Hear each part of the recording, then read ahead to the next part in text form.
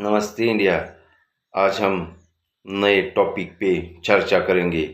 जो अश्विनी नक्षत्र में जो पुरुष जन्म लेते हैं वह उसका शरीर का गठन कैसा रहता है।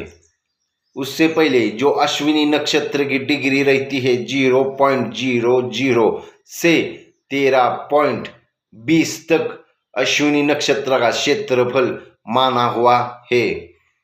जो अश्विनी नक्षत्र में जो पुरुष वर्ग जन्म लेते हैं उसका मुख सुंदर और तेजवान रहता है और उसकी आंखें बड़ी रहती है और नासिका भी बड़ी होती है और माथे का चौड़ा होता है। अगर वीडियो ऐसी नित्य देखनी हो तो चैनल को जरूर सब्सक्राइब कीजिए। धन्यवाद।